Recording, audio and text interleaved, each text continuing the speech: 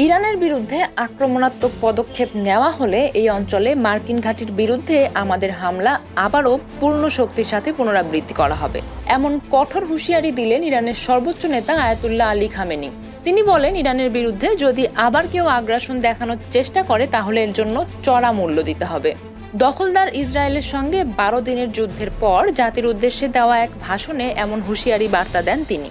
ওই ভাষণে খামেনি আরও বলেন, ইরানের পারমাণবিক স্থাপনায় আক্রমণ করে মার্কিন যুক্তরাষ্ট্র তার লক্ষ্য অর্জন করতে পারেনি। পারমাণবিক কেন্দ্র ধ্বংস করে দেওয়ার যে দাবি করেছেন ট্রাম্প, সেটি সত্য নয় বলেও জানান খামেনি।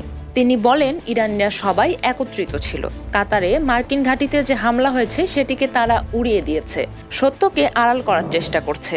ইরান কখনো আত্মসমর্পণ করবে না জানিয়ে খামেনি বলেন, ট্রাম্প বলেছেন ইরানকে আত্মসমর্পণ করতে হবে, শুধুমাত্র আত্মসমর্পণ করলেই যুক্তরাষ্ট্র সন্তুষ্ট হবে, কিন্তু ইরান কখনোই আত্মসমর্পণ করবে না।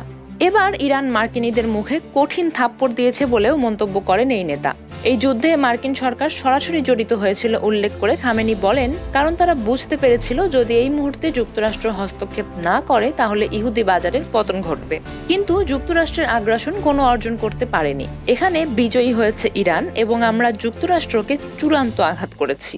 যুক্তরাষ্ট্রের বিরুদ্ধে জয় পাওয়ায় আমি সবাইকে অভিনন্দন জানাচ্ছি। ইরানের সর্বোচ্চ নেতা আরও বলেন, যুক্তরাষ্ট্রের লক্ষ্য ছিল ইরানকে বশীভূত করা। আমাদের জনগণ অসাধারণ, আমাদের দেশ শক্তিশালী এবং আমাদের সভ্যতা ইতিহাসের অংশ। ইরানি জনগণের একতাকে আমি অভিনন্দন জানাচ্ছি এবং সকল ইরানি নাগরিকদের প্রতি কৃতজ্ঞতা প্রকাশ করছি। 9 কোটি জনগণের দেশ ইরান আমাদের সামরিক বাহিনীর পাশে কাঁধে কাঁধ মিলিয়ে এক হয়ে দাঁড়িয়েছিল। যখন প্রয়োজন হবে তারা সবাই এক হবে।